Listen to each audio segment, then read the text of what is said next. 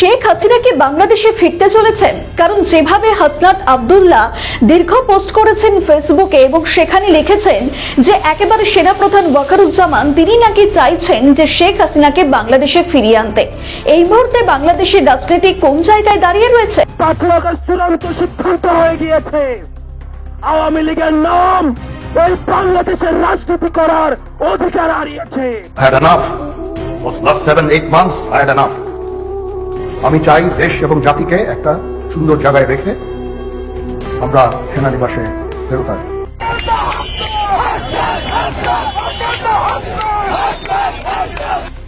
শেখ হাসিনা সাবেক প্রধানমন্ত্রী ছাত্র জনতার গণঅভ্যুত্থানে দেশ ছাড়তে বাধ্য হয়েছিলেন।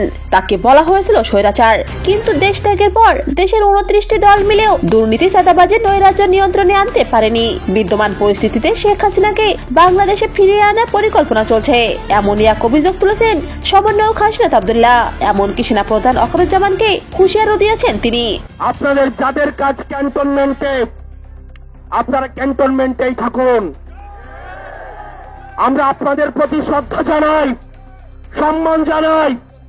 রাজনৈতিক পরিমণ্ডলে আপনারা ক্যান্টনমেন্ট থেকে গত 16টা বছর যেভাবে নগ্ন হস্তক্ষেপ করেছেন, রাজনীতিতে যেভাবে নোংরা হস্তক্ষেপ করেছেন, 24 পরবর্তী বাংলাদেশে রাজনীতি নিয়ন্ত্রণ করবে শুধুমাত্র রাজনীতিবিদরা।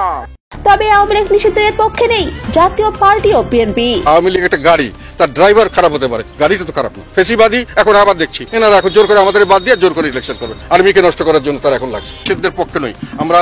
আওয়ামী লীগ একটি দল, আওয়ামী লীগের নেতৃত্বে আসবেন, সে যদি অপরাধ না করে, সে যদি ছাত্র হত্যা না করে, সে যদি কোনো অর্থ লোপাট না করে, টাকা পাচার না করে, এরকম লোক যদি নেতৃত্বে আসে তাহলে সেই আওয়ামী লীগ কেন রাজনীতি করতে পারবে না?